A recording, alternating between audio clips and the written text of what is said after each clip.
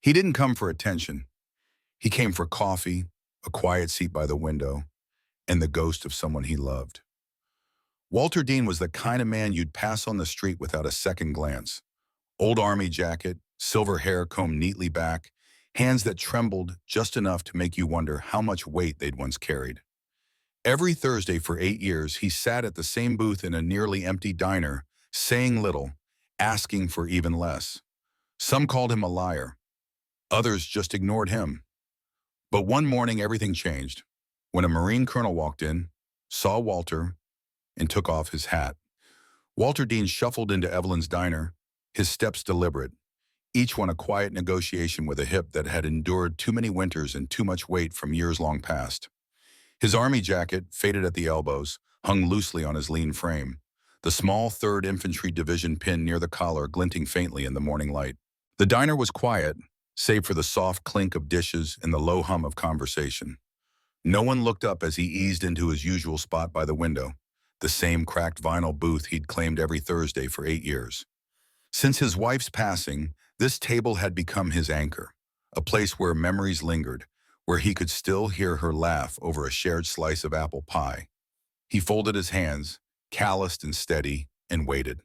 Tina, the young waitress with a blonde ponytail and sharp eyeliner, glanced at him from behind the counter. Her name tag gleamed under the fluorescent lights, but her expression was flat, tinged with impatience. "Coffee, big?" she asked, her tone clipped, barely pausing as she leaned against the counter. Walter nodded, his voice soft but polite. "Yes, ma'am, that'd be kind." She sighed, grabbed a mug, and poured the coffee with a touch more force than necessary, setting it down with a thud. "Anything else? Or you just here for the story hour again?" Her words carried a bite, and Walter blinked, his face unreadable. "Just coffee," he murmured. "Thank you." Tina turned away, muttering to the cook as she passed.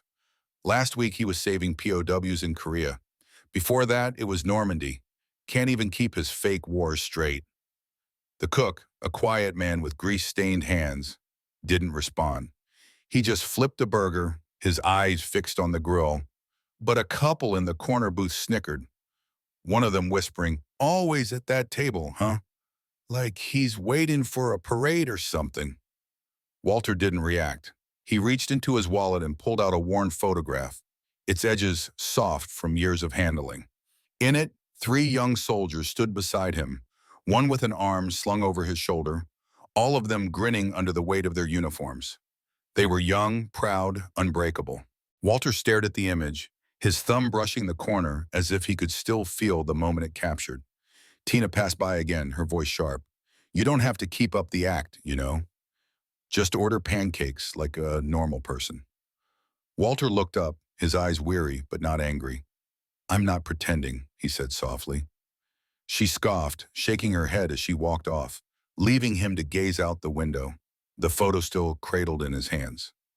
For Walter, Evelyn's diner wasn't about the food. It was about the past, about the table where he and his wife used to sit, splitting pie and laughing over the crust she'd always leave for him. "You eat it," she'd say, her smile warm. "You always liked the crust." Cancer had taken her, and with her went the warmth of those moments, but Walter kept coming back. The routine held him together when the world felt too fast, too foreign. He didn't wear the army jacket for attention. It was warm, familiar, a piece of who he'd been. The pin from Fort Stewart, earned in 1959 with the 3rd Infantry Division, wasn't for show either. It was a quiet reminder of a life lived under fire, of choices made in the chaos of war. Walter wasn't one to boast or correct those who doubted him. He let Tina's words slide, let the couple's laughter fade into the background. But the sting was there, quiet and heavy in his chest. He sipped his coffee, barely touching it, and placed a crumpled $5 bill under the mug. His hands, trembling slightly from years of gripping tools in sweltering jungles or frigid battlefields, reached for his cane. He stood slowly, his back curved by time but not by shame. The diner's bell jingled as the door opened, letting in a gust of cold air.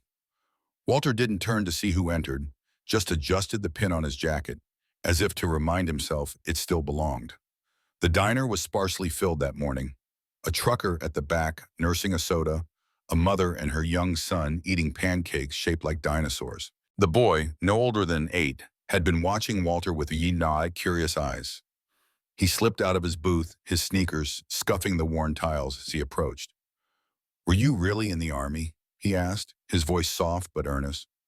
Walter looked down, surprised, and offered a gentle smile. "A long time ago," he said.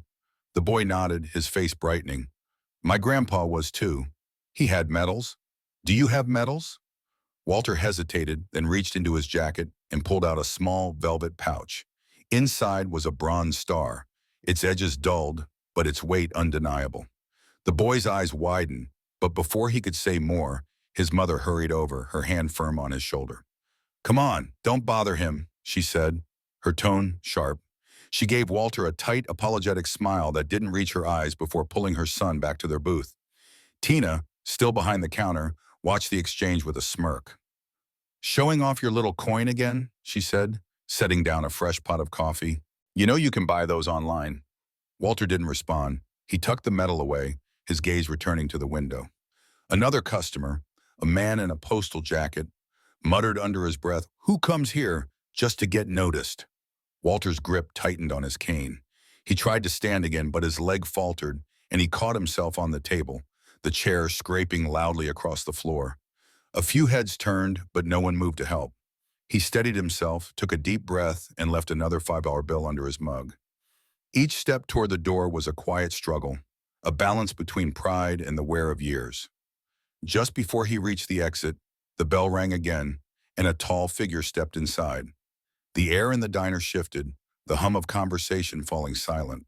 The man moved with purpose, his Marine Corps dress uniform crisp, silver eagles gleaming on his collar, rows of ribbons pinned to his chest. A full bird colonel. Even the cook paused, his spatula hovering over the grill. The couple in the corner booth stopped, mid-laugh. The colonel's eyes swept the room once, then locked on Walter, who stood by the door, one hand on his cane, the other steadying himself against the frame. Their gazes met, and the colonel approached, his stride calm but deliberate, the kind honed in places where decisions meant survival. He stopped in front of Walter, stood tall, and removed his hat, holding it to his chest. The diner was still, every eye on the two men. "Sergeant Walter Dean," the colonel said, his voice deep and steady, laced with respect. Walter blinked, his voice barely above a whisper. "Yes, sir." The colonel nodded. "I've waited a long time to meet you." He reached into his coat and pulled out a small navy blue box, handling it with care, as if it carried a weight beyond its size. "Your name came up often," he said, "at Quantico, Fort Bragg, and again last year at a reunion I nearly skipped. You wouldn't know me, but the man who trained me spoke of you. Said you were the best mechanic under fire he'd ever seen.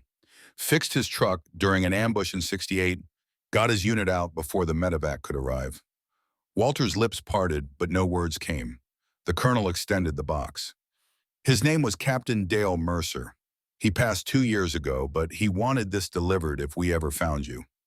Walter took the box with trembling hands, not from age, but from the flood of memory. Inside was a polished coin and a folded letter, the outside marked in faded blue ink. "For Walter, if he's still out there."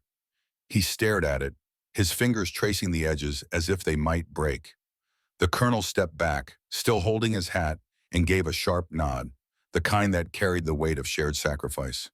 "He didn't forget," the colonel said, his voice softer now. "None of them did." Walter tried to speak, but only a shaky breath escaped. He blinked, his eyes glistening, and gave a small, grateful nod. The diner remained silent, the couple in the corner booth now staring without a word. Tina, still clutching the coffee pot, stood frozen, her smirk long gone. Walter Dean sat at his usual spot in Evelyn's diner, his weathered hands resting on the table, a cane propped against the chair. The coffee in front of him had gone cold, but he didn't mind. His eyes, clouded with age but sharp with memory, traced the grain of the tabletop. Around him, the diner hummed with the usual morning rhythm, clinking dishes, muffled laughter, the hiss of the coffee machine. But Walter felt the weight of eyes on him, not curious or kind, but dismissive, as if he were just another old man taking up space. He'd grown used to it. the way people glanced past him, their gazes skimming over the wrinkles and the stooped shoulders, never seeing the man beneath. Tina, the young waitress, moved briskly behind the counter, her ponytail swaying as she poured coffee for the couple in the corner booth. They were chuckling about something Walter couldn't hear, but their glances in his direction carried a mocking edge. He'd overheard their whispers before, old men spinning tales, probably never left the county. Tina didn't join in their laughter, but her quick, impatient steps as she passed his table spoke louder than words. She didn't believe his stories either. To her, he was just a regular who lingered too long over a single cup. A small boy at a nearby table, his plate of pancakes untouched, stared at Walter with unguarded curiosity. "Mister, were you in the army?" he asked, his voice cutting through the diner's chatter. His mother, a woman with tired eyes, tugged his arm gently. "Don't bother him," she said, her tone sharp but not cruel. She gave Walter a quick, apologetic glance, as if he were a stranger who might unravel under a child's question. Walter offered a faint smile, but the boy's question stirred something deep, a memory of mud and engines, of nights lit by gunfire. He didn't answer, just looked down at his coffee, the ache of those years settling into his bones. The door chimed, and a tall man in a crisp Marine uniform stepped inside. His boots gleamed, and his posture carried the quiet authority of someone who'd seen more than he'd ever say. The diner fell quieter, heads turning as he scanned the room. His eyes landed on Walter, and he crossed the floor with purpose, hat tucked under his arm. "Mr. Dean," he said, his voice steady but warm. Walter looked up, startled, his hands tightening around the coffee mug. "That's me," he replied, his voice rough from disuse. The Marine colonel extended a small, wooden box, polished to a soft sheen. "This is for you, sir," he said, from someone who never forgot. Walter's hands trembled as he took the box, his fingers brushing the smooth wood. He didn't open it right away, just held it, as if its weight carried more than he was ready to face. The colonel didn't rush him. He stood there, his presence a quiet anchor in the room's shifting air. Tina paused mid-step, her eyes narrowing, not with disdain now, but with something closer to uncertainty. The couple in the corner booth stopped their whispering, their mocking grins fading as they watched. Walter opened the box slowly, revealing a folded letter inside. His breath caught as he unfolded it, the paper thin and worn, the handwriting uneven but deliberate. The words blurred for a moment, his eyes stinging as he read, "If this reaches anyone before I'm gone, make sure it gets to Walter Dean. He saved 14 of us, me included, in a firefight with a busted engine smoking around us. He didn't ask for glory, just tossed me the keys and said, 'Don't stall her.' Men like him don't get monuments. They get forgotten. But I never forgot. We owe him more than he'll ever claim. Sincerely, Captain Dale Mercer." Walter's lips curved into a faint smile at the memory of that quip about the keys. He hadn't thought anyone would remember it, let alone carry it to their final days. The colonel spoke again, his voice low but clear. "Captain Mercer wrote that from a hospital bed. He wanted you to know." Walter looked up, his throat tight. "I didn't do much," he said, his voice barely above a whisper. "Just kept things running." The colonel shook his head, his eyes steady. "You kept men alive, sir. That's more than enough." He placed a hand on Walter's first shoulder, firm but not heavy, a gesture that felt like it carried the weight of every unspoken thank you Walter had never received. From the back of the diner, the cook, a quiet man who rarely left the kitchen, stepped out, his apron streaked with flour. He clapped once, the sound sharp in the stillness. Then again, slower. A moment later, another pair of hands joined in, then another. It wasn't a roaring applause, not the kind you'd hear at a parade, but it filled the room with something Walter hadn't felt in years, respect. The sound grew, soft but steady, like a heartbeat finding its rhythm. Tina stood frozen by the coffee machine, her arms crossed, her eyes fixed on the floor. The couple in the corner booth shifted uncomfortably, their earlier laughter now a distant memory. The colonel gave Walter a final nod, his expression unreadable but kind. "I'm headed back to base," he said, "but I couldn't leave without delivering this." He turned and walked out, his boots steady on the tiled floor, hat still in hand. Walter watched him go, then sank back into his chair, the box resting beside his coffee. His hands shook, not from shame or cold, but from the weight of memories long buried. Tina approached, a fresh pot of coffee in hand. She poured him a new cup, her movements careful, almost gentle. She didn't speak, just set the cup down and walked away. Her steps slower now, as if she carried something heavier than a coffee pot. The diner settled into a strange hush. Not awkward, but thoughtful, like the air after a storm. Walter sat with the new cup of coffee, steam rising in soft curls, but he didn't drink it. His eyes stayed on the box, the letter inside it, a tether to a past he'd tried to leave behind. He opened it again, unfolding the paper with care, rereading the words that felt like a voice from another life. The handwriting, shaky but determined, brought back the face of Captain Mercer, young and terrified, clutching the keys Walter had handed him under a sky torn by gunfire. Across the room, Tina leaned against the counter, her arms still crossed, her eyes distant. She looked different now, stripped of the impatience that had defined her earlier. Guilt shadowed her face, raw and unguarded. She walked over again, this time carrying a sugar jar she didn't need to refill. She paused by Walter's table, her voice soft. "I didn't know," she said almost to herself. Walter met her gaze, his eyes kind but tired. "I didn't expect you to," he replied. She hesitated, then asked, "Was it hard, being there?" Walter thought for a moment, his mind drifting to nights of grease and gunfire, of laughter shared over broken radios. "Some days were," he said. "Others, you just kept moving." Tina nodded, her lips pressed tight, and walked away, her steps quiet, like she was afraid to disturb the moment. At the next table, the boy with the cold pancakes turned around again, his eyes bright with curiosity. "Is that letter from your friend?" he asked. Walter nodded, his fingers brushing the paper. "Did you save his life?" the boy pressed, leaning forward. Walter took a deep breath, the weight of the question settling over him. "I was just doing my job," he said, his voice steady but soft. The boy grinned, undeterred. "My grandpa would have liked you." Walter's smile warmed, genuine this time. "I'd have liked him too," he said, and for a moment, the diner felt less like a place of strangers. The mood in the room had shifted, the earlier laughter replaced by something quieter, more careful. The couple in the corner booth spoke in low tones now, their mocking grins gone. Walter stayed at his table, no longer just a shadow in the corner. People glanced his way, not with suspicion, but with recognition, as if seeing him for the first time. A man in a postal jacket approached, his steps hesitant but deliberate. "Don't know if this means anything," he said, "but my dad served in Korea. You reminded me of him today." He extended a hand, and Walter stood, steadying himself on his cane to shake it. "Thank you," Walter said, the words simple but enough. The man nodded and returned to his seat, leaving Walter standing a little taller. Others came, not in a rush, but in their own time. A school teacher, who'd seen Walter walking the neighborhood for years but never stopped to talk, offered a quiet word of recognition. A trucker, silent as always, slid a folded $20 bill beside Walter's coffee, his nod saying more than words could. The boy with the pancakes returned, this time with a notepad clutched in his hands. "Can I write one of your stories?" he asked. For school?" Walter chuckled, the sound rusty but real. "Most of my stories are just broken engines and muddy boots," he said. The boy's eyes lit up. "Those sound real, Daniel," he said, and Walter couldn't argue with that.